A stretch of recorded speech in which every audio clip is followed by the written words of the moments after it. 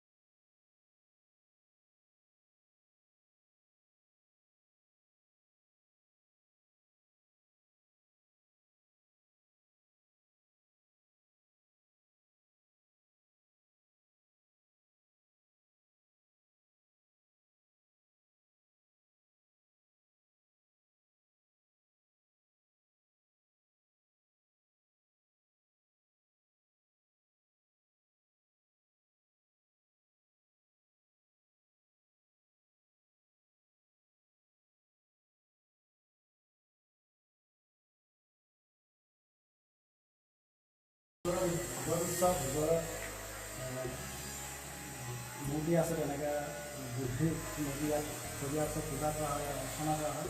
চেষ্টা কৰিছোঁ। আৰু ভিতৰৰ যিখিনি মূৰ্তি দেখিছে আৰু সৰু সৰু মূৰ্তি দেখিছে, গোটেই মূৰ্তি দেখাৰ চেষ্টা কৰিছোঁ। আৰু আমাৰ লগত আছে। আৰু আপুনি ইয়াত কিমান দিনৰ পৰা আছে? মই ইয়াত আগত বেলেগত আছিলোঁ। বৰ্তমান ইয়াত অহা মই 3 মাহ হৈ গৈছে। আপোনাৰ ঘৰ কোনটো?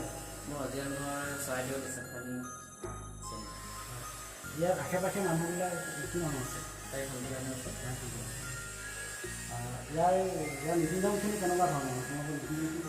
আমাৰ নীতি নিয়মখিনি চাবলৈ গ'লে এখন সমাজত যিকেইটা নীতি নিয়ম প্ৰচলিত নিয়ম নীতি, সেইসমূহ আমাৰ জীৱনৰ ভগৱান লাভ কৰাৰ পাছত যেতিয়া তেখেতে 84 হাজাৰ আৰু তেখেতে অৰ্থাৎ বাণী দি থৈ গৈছিলে, সেই বাণীসমূহ আজি আমাৰ বৌদ্ধ ধৰ্মৰ নন্দীসকলৰ মাজত আজিও নিয়ম নীতি চলি আহিছে।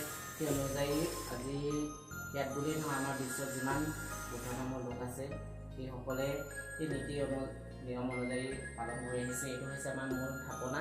ইয়াতে আমাৰ সকলো সেৱা পূজা প্ৰাৰ্থনা কাৰ্যসমূহ হয়। ইয়াত মূল থাপনা আৰু ইয়াতে বুদ্ধিষ্ট মূৰ্তি দান দক্ষিণা কৰে। দান দক্ষিণা মানে যিজন আপুনি ডাঙৰ দেখিছে সেইজন ৰয়েল নহয়, একচুৱেলি থাইলেণ্ডৰ পৰা এজন দিয়া হৈছিলে, থাইলেণ্ডৰ পৰা আহিছিলে। নাজানো আমাৰ যে বাৰ্মিছৰ পৰা, থাইলেণ্ডৰ পৰা আমাৰ মানে যিসকল আমাৰ যিহেতু কাইৰে মানুহসকলে মানে আমাক বিচাৰে অনুসন্ধান ক্ষেত্ৰত আহে, তেখেতলোকে ৰিচাৰ্চ কৰি পেলাই ৰিচাৰ্চ ক্ষেত্ৰত তেখেতলোকে ছাকচেছ হয়। তেখেতলোকে আমাৰ মানে যি আমাৰ কিছুমান বস্তু আমাৰ ইয়াত পোৱা নাযায়, সেই বস্তুসমূহ লাগতীয়াল বস্তুবোৰ সিহঁতে আমাক প্ৰদান কৰে। আপোনালোকে আপুনি অহাৰ আগতে চাগে ইয়াত গল্ডেন মন্দিৰ বনোৱা হৈছে। ইয়াৰ এতিয়া বৰ্তমান প্ৰৱেশ নিষেধ কৰি থোৱা আছে, কি কাৰণে? প্ৰৱেশ নিষেধ মানে কি হৈছে, যিহেতু আমাৰ ইয়াত বৰ্তমান এই মন্দিৰটোতো প্ৰৱেশ নিষেধেই আছিলে, তেওঁ অলপ কম কৰি দিয়া হৈছে কৰোণাৰ কাৰণে। মানে মেইন কি হয়, আমাৰ মেডিটেশ্যনো কৰা হয়। মেডিটেশ্যন কৰিলে ইয়াত গাঁৱৰ সকলো মানুহ আহে। ইয়াততো আমি ক'ব নোৱাৰোঁ, মানে বহুত ধৰণৰ পৰা ইয়াত মানুহ আহে, কাৰ গাত কি মানে আহিছেতো আমি জাষ্ট ক'ব নোৱাৰোঁ। সেইকাৰণে মানে প্ৰৱেশটো নিষেধ কৰি থোৱা। আমি বাহিৰলৈ গৈ অলপ বাহিৰৰ দৃশ্যবিলাক চাই লওঁ। Satu satu satu sabe tiro vivajanto sabaro. এই থাপনাটো কি বুলি কোৱা হয়? আমি ওচৰলৈ যাওঁ।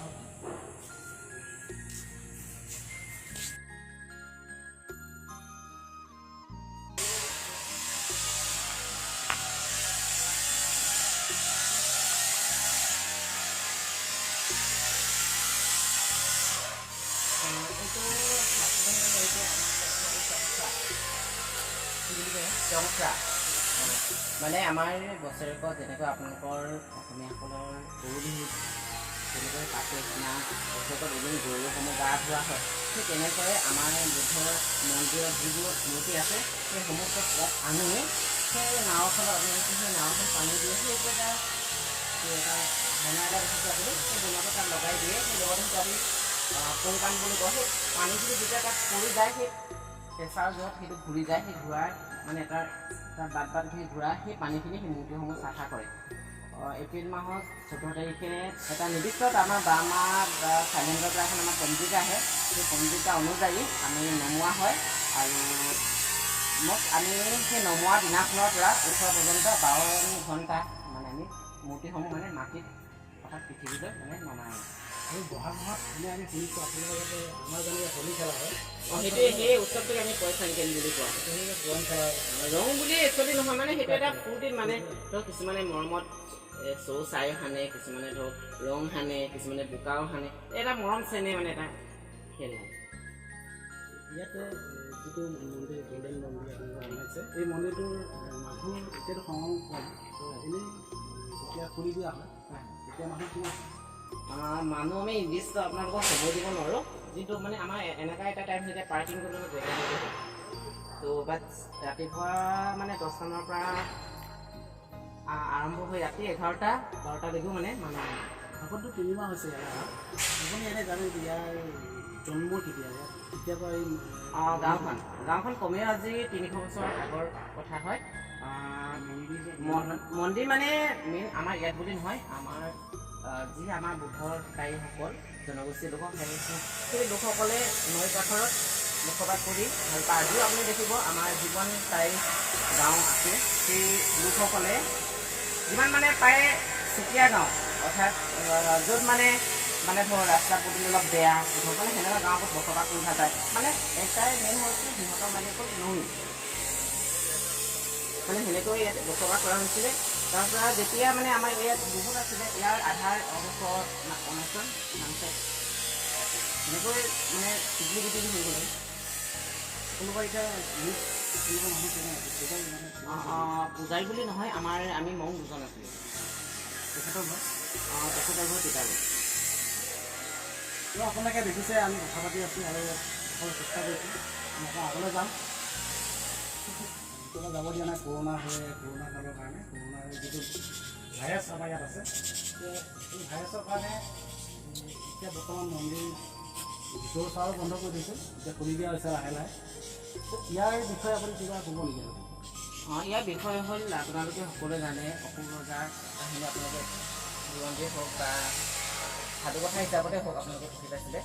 অশোক ৰজাই কলিংগ ৰাজ্য এখন তেজেৰে নৈ জোৱাই দিছিলে। সেই নৈয়ে যেতিয়া মানে যুদ্ধ কৰি তেখেতে ঘূৰি আহিছিলে, আহি থকা অৱস্থাত এজন ভিক্ষু অৰ্থাৎ আমাৰ বুদ্ধ মং এজন লগ পাইছিলে। সেই লগ পাওঁতে মানে তেখেতক কিছুমান কথাই মানে সেই ৰজাজনক কৈছিলে যে তুমি আজি ইমানখিনি যে মানুহ মাৰিলা, তাৰ ফলত তুমি কি লাভ পালা? তেখেতে কৈছে মই বোলে ৰাজ্যখন জয় কৰিছিলোঁ। কিন্তু কৈছে তুমি ৰাজ্যখন জয় কৰা নাই, তুমি পৰাজয় হৈ গৈছা। কি কাৰণে তুমি পৰাজয় কৰিছা? এখন ঘৰত এজন ইনকম কৰা মানুহ হওক বা তেখেতলোকৰ ঘৰৰ মূল মানুহ হওক, কিছুমানক হাত কাটি মানে হাত নাইকিয়া কৰিছে, ভৰি কাটি ভৰি নাইকিয়া, চকু নাইকিয়া কৰিছে, সেনেকৈ বহুত বিকলাংগ হৈছে। সিহঁতৰ পৰিখিনি কি হ'ব? তাৰ অন্য তুমি পাছহে গোটাইছা। তেতিয়া সেই কথাটো যেতিয়া তেখেতে শুনিলে, শুনি পিনি তেখেতৰ ৰাতি মানে শুব পৰা নাছিলে। সেই শুব পৰা নথকাত তেখেতে মানে এনেকৈ গৈ এটা মন্দিৰত উপস্থিত হ'ল। উপস্থিত হ'লে তেখেতে মানে তেনেকৈ মই এই পাপখিনি মুক্ত কৰিব পাৰিম, তেখেতে সেই উদ্দেশ্যে কিবা কৰিলে। তেখেতে সেই কিবা কৰি সেইটো টাইমত কি হৈছে, ভগৱান বুদ্ধই অৰ্থাৎ বুদ্ধই মানে পৰিনিৰ্বাণ প্ৰাপ্ত হৈ গৈছিলে। পৰিনিৰ্বাণ প্ৰাপ্ত হোৱাৰ কাৰণে তেখেতক মানে ইমানখিনি বুজাই দিব পৰা নাছিল। তেতিয়ালৈকে মানে এই ধৰ্ম পুথিসমূহ তেতিয়ালৈকে লিখিহে আছিল, তেতিয়ালৈকে মানে ৰাইজৰ মাজত প্ৰচাৰ হোৱা নাছিলে। তাৰপৰা তেতিয়া সেই ৰজাজনে অসুৰ ৰজাজনে তেতিয়া মানে ক'লে এই বিষয় লৈ মই মানে কেনেকৈ কি কৰিলে ভাল হ'ব? তেতিয়া ক'লে ভগৱান বুদ্ধৰ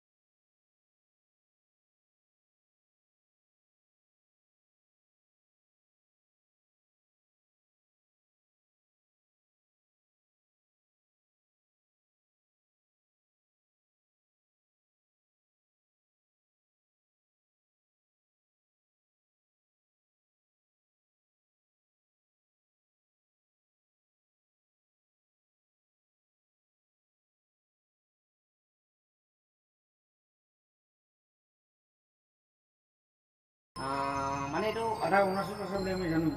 মানে ইয়াত বুলি অকল নহয়, আপোনালোকে অসমত কেইটা আছে? অসমত বুলি আমি দিব নাই। এটা ডিষ্ট্ৰিক্টত কমেও নাই কমেও 5টা 6টাটো মন্দিৰ আছে। মানে এনেকুৱা নহয় মানে গাঁৱতো বেছি হৈ যায়, এটা নিৰ্দিষ্ট আৰু তেখেতলোকে সুবিধাৰ্থে মন্দিৰ বনাই লয়। টাউনত কিছুমান যায়, টাউনৰ সুবিধাৰ্থে তেখেতলোকে মন্দিৰ বনাই লয়। তো আজিলৈ ইমানে, আজি যিখিনি আপোনালোকৰ কথা আমাৰ তেখেতে ক'লে আৰু তেখেতৰ কথাখিনি আপোনালোকৰ মাজলৈ আমি আগুৱাই দিছোঁ। আৰু যদিহে আপোনালোকে চাই ভাল পাইছে, ভিডিঅ'টো লাইক কমেণ্ট শ্বেয়াৰ ছাবস্ক্ৰাইব কৰিব আৰু যিমান পাৰে শ্বেয়াৰ কৰিব। ধন্যবাদ।